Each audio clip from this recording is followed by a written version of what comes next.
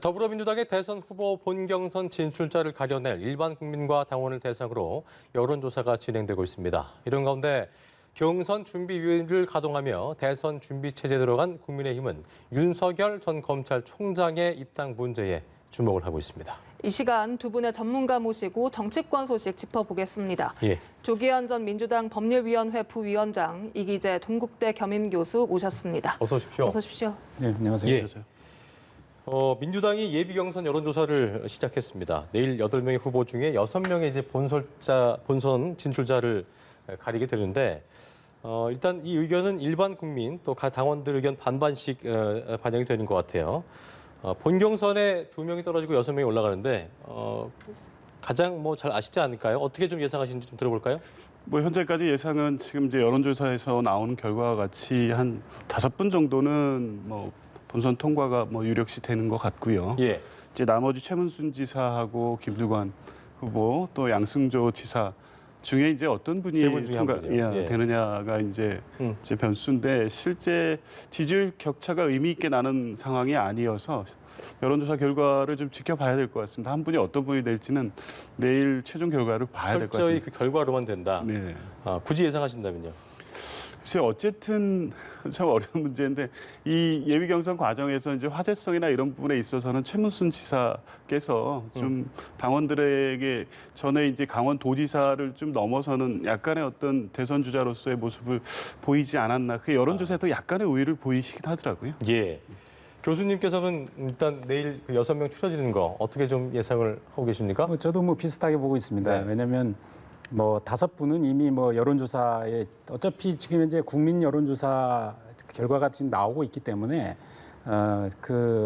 이번에 그 컷오프도 역시 여론조사를 통해서 하는 거기 때문에 큰 변화가 없을 거라고 보고요. 그런데 5분은 기본적으로 이재명 지사, 이낙연 후보, 정세균 후보, 추미애 후보, 박용진 후보 이렇게 될 거라고 보고 나머지 3분 중에 한 분은 저도 이제 최문순 지사가 올라가지 않을까 이렇게 생각을 해봅니다. 왜냐하면 저도 이제 TV 토론을 쭉 지켜봤는데 최문순 지사가 의외로 자기 주장에 대해서 굉장히 선명하게 이야기를 하고 있고 특히 이번에 또 이재명 지사가 또 바지를 내릴까요? 이거 갖고 또 화제가 됐었는데 그것에 대해서도 또 지적을 하면서 사과를 이렇게 이끌어내는 등 사실 토론에서 좀 약간 돋보이는 좀 그 모습을 보여줬거든요. 그런 것들이 아마 영향을 주지 않겠나 이런 생각을 하고 이제 다만 이제 그 TV 토론을 내가 전체적으로 다 지켜봤는데 결국은 사실 흥행에서 좀 실패한 것 같아요. 왜냐면은 그 국민의힘의 그 대변인을 뽑는 그 토론 배틀보다 이제 시청률이 떨어질 정도로 사실 재미 요소들이 많이 반감됐고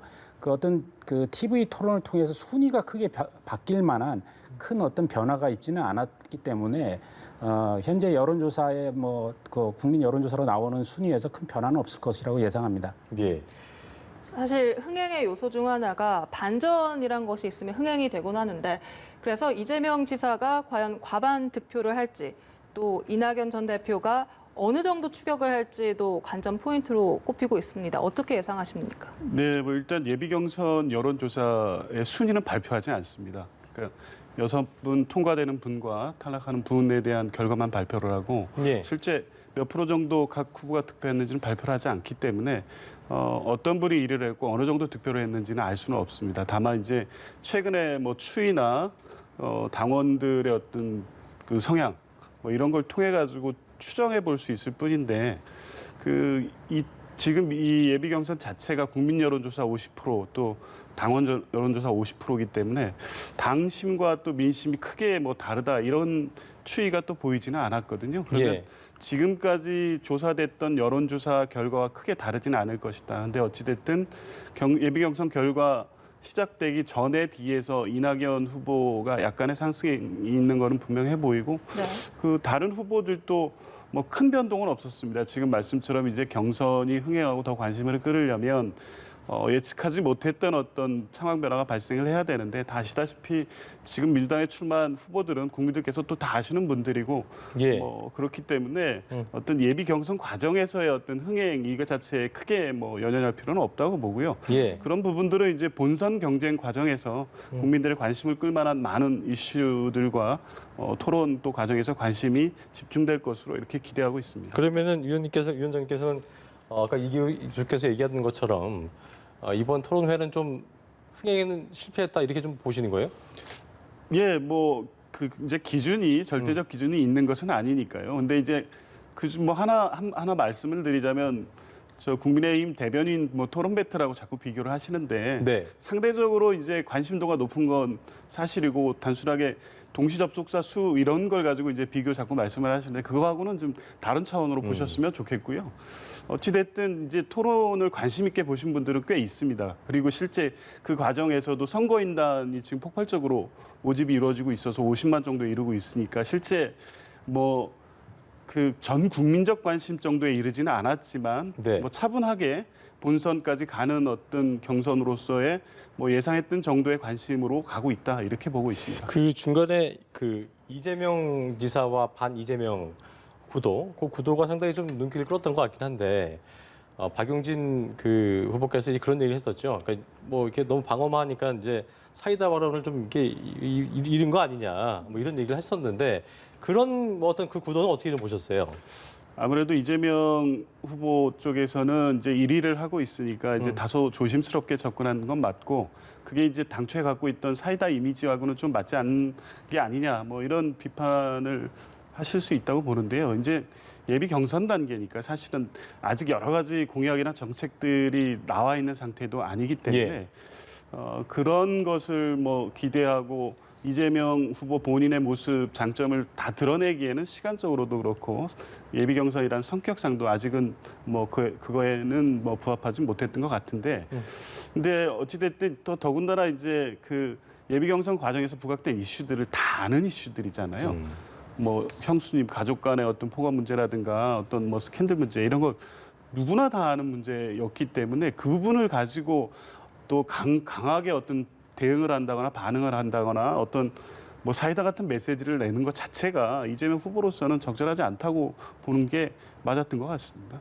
근데 제가 볼 때는 이제 그 가랑비에 옷 젖는다고 예. 사실 이번에 그 토론을 통해서 다른 주자의 부상은 거의 없었습니다. 그런데 이재명 지사는 그 타격을 좀 저는 내상을 좀 입었다 이렇게 보여지거든요. 왜냐면은 토론을 통해서 그 이재명 지사의 이제 브랜드라고 할 수 있는 기본소득 문제 이 부분에 대한 어떤 예산의 문제라든가 여러 가지의 문제에서 비판을 많이 받았고 또 기본주택이라는 것도 이 굉장히 홍보를 많이 하셨는데 이 박용진 후보가 굉장히 이것에 대해서 날카롭게 비판을 했거든요. 그렇죠. 그러면서 결과적으로 기본주택이 사실 어떤 시범단지도 전혀 없는 형식으로 밝혀졌고 홍보만 열어 올렸다 이런 비판을 받게 됐어요. 예. 그러면서 이제 기본주택도 뭐 여러 공공주택 유형 중에 하나다 뭐 이런 식으로 물러나셨거든요. 기본소득도 마찬가지로 뭐 가장 첫 번째 1순위 공약은 아니다라는 식으로 물러났고 또 이제 어떤 검증 관련해서 얘기하는 형수 욕설 문제는 이제 처음에 사과를 하셨기 때문에 논쟁이 되지는 않았지만 결국 이제 김부선 씨와의 이제 스캔들 문제나 이런 거는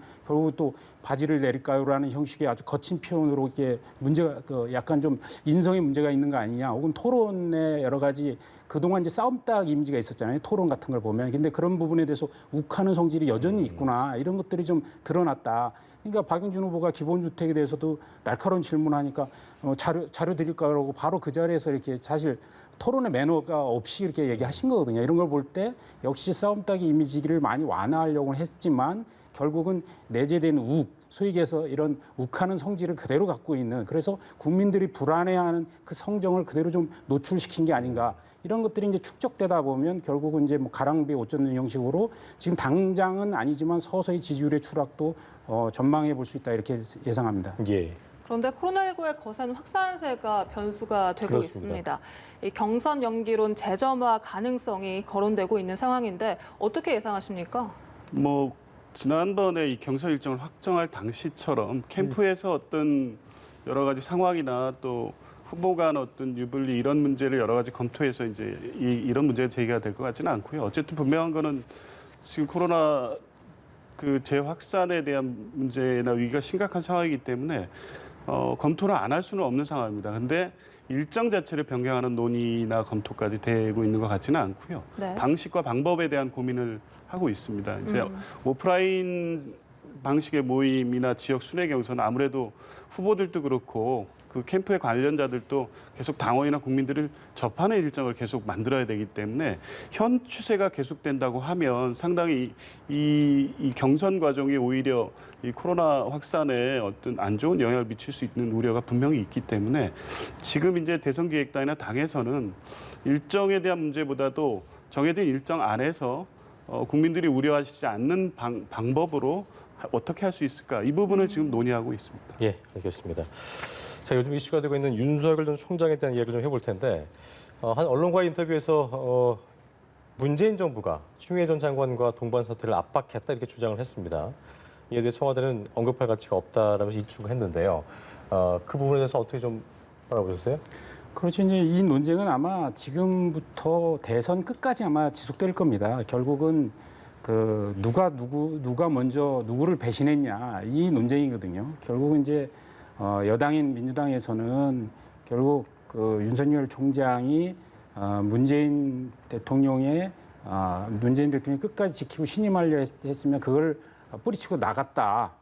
문재인 정부의 득을 본 사람이 문재인 정부에서 칼을 겨누고 있다 이렇게 비판할 것이고 결국 이제 윤석열 총장은 버티다 도저히 안 되겠으니까 어쩔 수 없었다 이렇게 얘기할 거 아닙니까? 그래서 결국은 뭐 백윤구 산업부 장관을 뭐 구속영장 하려고 했을 때 청와대의 반응 혹은 뭐 각종 인사했을 때 청와대의 반응 그리고 뭐 지금 김경수 경남도지사하고도 또 논쟁이 붙었지 않습니까? 결국 이제 검수완박을 하려고 하고 있다는 어떤 청와대 움직임에 대한 윤석열 총장의 시각 이런 것들이 계속 이제 논쟁은 될 텐데 결국 이게 증명되지 않는 서로 간의 그냥 그 비판일 가능성이 높다. 왜냐하면 사실 뭐 어떤 증거로 남는 것은 아니기 때문에 그렇죠. 그래서 결국 누가 배신했느냐를 갖고 계속 할 수밖에 없는데 저는 국민들이 이건 판단할 거라고 봅니다. 결국 국민들 입장에서 보면 결국 이제 윤석열 총장이 살아있는 권력인 현 정권에 대해서 원전수다나 그다음에 이제 울산시장 선거 개입이나 살아있는 권력에 대해서 수사를 진행했고 그에 대해서 문재인 정부는 못마땅해 하면서 결국은 조국 장관 수사와 동시에 여러 가지 이제 충돌이 일어나면서 결국 윤석열 총장을 징계했지 않습니까? 징계에 대해서 윤석열 총장은 징계와 관련해서 이제 가처분 신청을 해서 결국 살아남았지만 자진 사퇴 형식으로 나왔기 때문에 이 일련의 과정에 대한 팩트만을 보고도 국민들이 얼마든지 판단할 문제인 것이지 그때의 작은 문제에 대한 서로의 뭐 진실 공방, 팩트 공방 이것의 문제는 저는 뭐 해결되지도 않고 그렇게 그냥 지속적인 논쟁 수준으로 갈 것이다 이렇게 전망합니다. 예. 추미애 전 장관도 이에 대해서 거짓말이다라고 언급을 했는데요. 이에 대해 어떻게 보십니까? 지금 교수님 말씀대로 이게 이제 사실 팩트를 확인할 수 없는 내용에 기반해서 하신 말씀이거든요.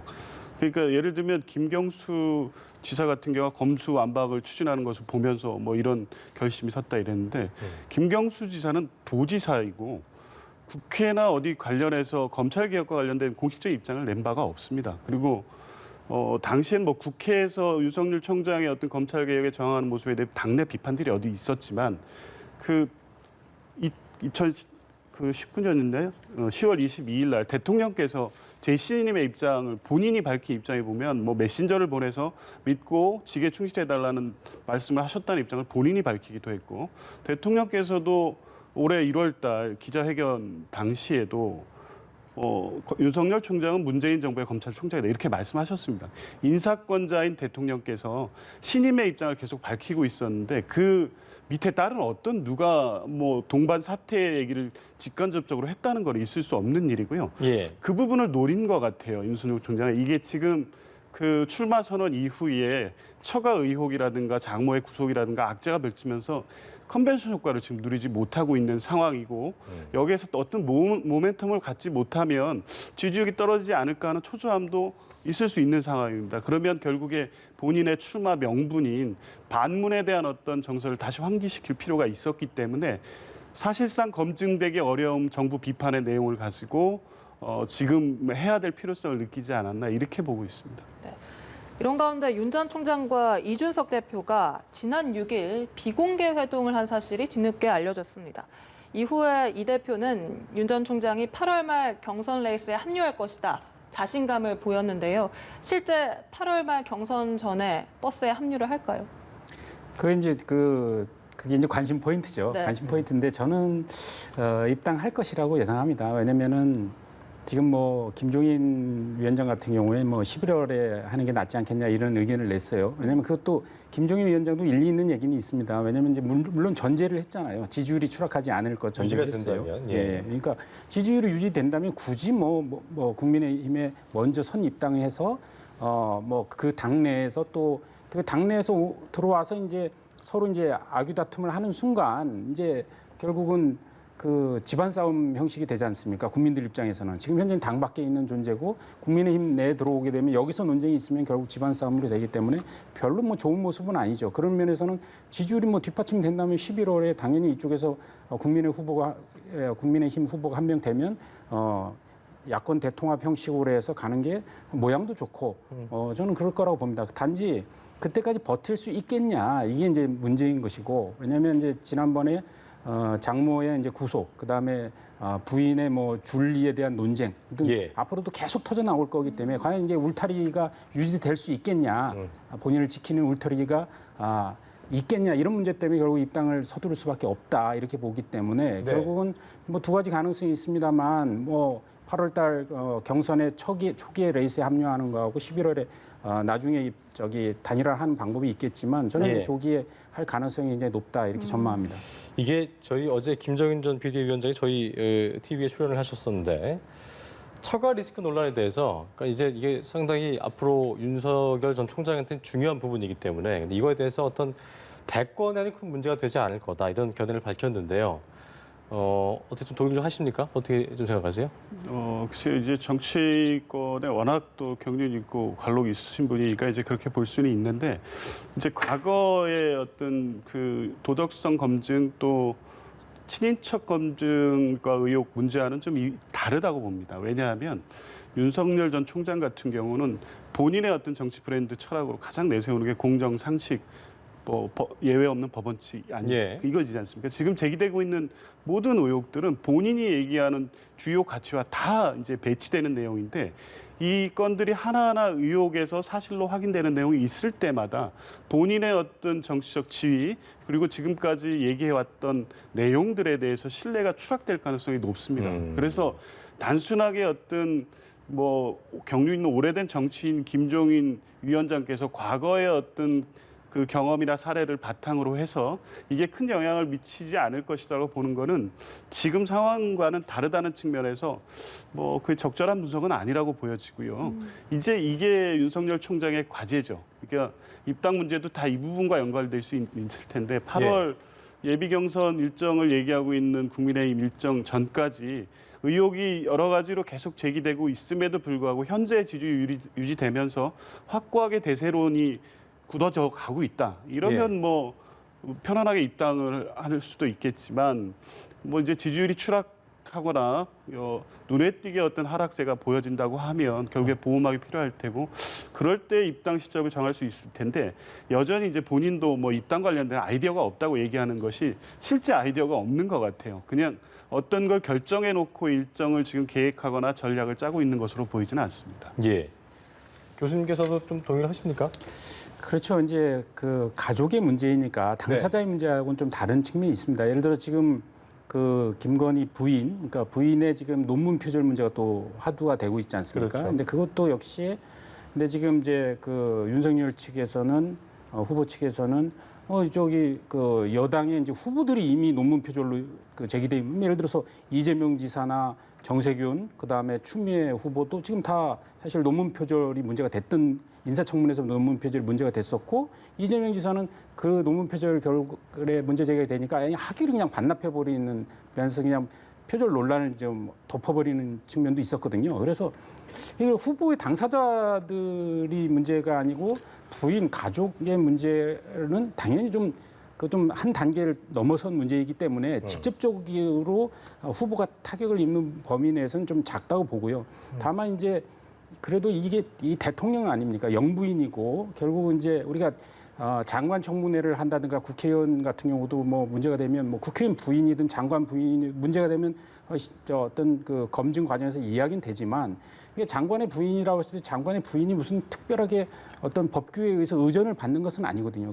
그러나 대통령의 영부인은 청와대에 가면 제2부속실이란 기구 조직을 통해서 공무원들이 그 의전을 하게 돼 있고 또 국가를 대표해서 어떤 그 외교적인 활동을 하게 돼 있기 때문에 이게 단순하게 이게 부인의 문제니까 뭐 문제가 없다 이렇게 또 치부할 수만은 없는 거거든요. 그렇기 때문에 저는 해명은 해명대로 해야 되고 결국 국민의 선택의 기준이 영부인으로서 대통령의 가족의 어떤 그 관계를 어떤 민정수석실이나 이런 측면에서 관리만 잘하면 갈 수 있겠구나라고 판단할지 아니면 우리 대통령의 가족으로 우리가 함께 해야 되는 영부인의 모습 이런 예. 것에 걸맞지 않다고 판단할지 이제 국민의 눈에 달려 있다고 보겠죠. 그래서 저는 적극적으로 해명할 부분은 해명해야 된다. 해명해야 된다. 예, 그렇지 않고 그냥 넘어가는 식으로 우리 뭐 가족 문제다라고 넘어가서는 저는 대선에서 승리하기 굉장히 어려울 것이다. 그래서 좀 더 적극적인 해명을 좀 주문하고 싶습니다. 네. 그리고 이 대표가 한 말 중에 하나가 윤석열 전 검찰총장이 야심이 있다면 김종인 전 위원장에게 매달려야 한다. 이런 언급을 했거든요. 이건 어떻게 보십니까? 네, 아마도 이제 윤석열 총장하고 대화에서도 아마 그 얘기를 좀 하셨을 것 같아요. 결국 이제 김종인 그 위원장을 좀 잘 모셔라 이런 얘기를 했을 것 같은데 왜냐하면 김종인 위원장이 뭐 누가 봐도 결국 여야를 불문하고 어떻게 보면 전략적 그다음에 정무적 정책적 능력을 갖고 계신 원로임에는 분명하지 않습니까? 그래서 김종인 위원장이 이 빅 스피커이기 때문에 이분을 자꾸 서운하게 해서는 안 되니까 좀 매달려서 어쨌든 김종인 위원장의 지지를 받아내라 이런 뜻이라고 이해하고 있고요.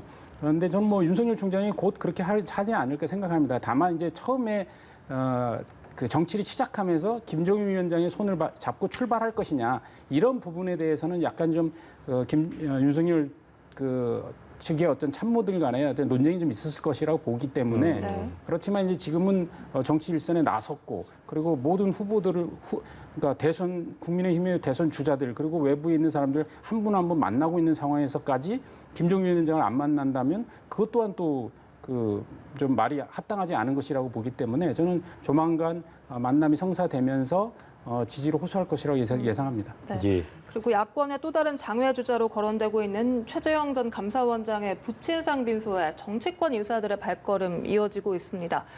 최재형 전 감사원장 정치 참여는 선언했지만 아직 대권 도전은 선언하지 않은 상황인데요. 부친의 메시지를 보여주면서 이 나라를 구한다라는 글귀와 자신의 처지가 오버랩된다는 발언을 했습니다. 이건 어떻게 보시는지요? 예, 뭐 사실상 첫 정치적 메시지라고 볼 수 있을 텐데요. 근데 지금 뭐 최재형 전 원장에 대해서는 전 감사원장으로서 직에 재직하고 있었고 월성 원전 관련된 감사 과정에서 정부에 대한 비판적 입장을 갖고 있다. 임기를 채우지 못하고 나온 감사원장. 딱 여기까지가 지금 평가입니다. 물론 이제 본인 개인과 관련된 어떤 미담 뭐 이런 얘기들은 뭐 어느 정도 나오고 있지만 정치인 최재형 또 대선 후보 최재형으로서 어떤 생각과 어떤 내용을 갖고 있는지는 아직 전혀 알려지지 않았거든요. 물론 이제 얼마 안 됐으니까 이제 더 지켜봐야 될 일이긴 하지만 네. 여전히 그 한계는 분명하다고 보여지고 감사원장을 사퇴하고 바로 지금 이렇게 정치 선언을 한 것이 적정한 것인가에 대한 평가나 비판도 계속 이루어질 것이고요. 예. 아직까지는 윤석열의 대체제 이상의 평가는 받지 못하고 있는데 이 부분을 어떻게 극복하는지가 지켜볼 부분인 것 같습니다. 네. 교수님 보실 땐 최재형 전 감사원장 파급력이라고 할까요? 어떻게 좀 예상을 하고 계세요? 저는 지금 윤석열의 대체제라는 표현을 많이 하지 않습니까? 그건 예. 뭐냐면 결국 이제 제3지대에서 혹은 비정치인 그룹에서 나오는 것인데 저는 윤석열 총장의 지지율이 꺼지지 않으면 최재형 감사원장의 움직일 수 있는 공간은 굉장히 협소할 것이라고 봅니다. 그래서 그다음에 이제 사실 감사원장직을 던지고 나서 바로 이렇게 정치 출마 자체가 여러 가지 명분의 문제가 있어요. 그리고 꼭 내가 왜 대선을 해야 되는지에 대해서 역시도 국민들에게는 이렇게 설득력이 저는 별로 없다고 보고 단지 이번에 이제 아버님의 이제 조문 정치를 통해서 상당히 명분은 그러니까 논리적 명분보다는 좀 상황적 명분을 좀 많이 축적한 거 아닌가 싶어요. 그래서 많은 사람들이 방문을 하면서 그 최재형 원장이 대선 레이스를 권했고 그런 이제 명분을 바탕으로 해서 정치 출마를 할 수 있는 그런 상황이 된 거 아닌가 이렇게 싶고 결국 이제 최재형 원장은 윤석열 총장의 지지율의 그 등락과 예. 이제 맥을 같이 하기 때문에 좀 더 뭐 상황을 지켜봐야 될 것으로 전망합니다. 네. 알겠습니다. 조기현 전 민주당 법률위원회 부위원장, 이기재 동국대 겸임교수와 이야기 나눠봤습니다. 오늘 말씀 고맙습니다. 고맙습니다.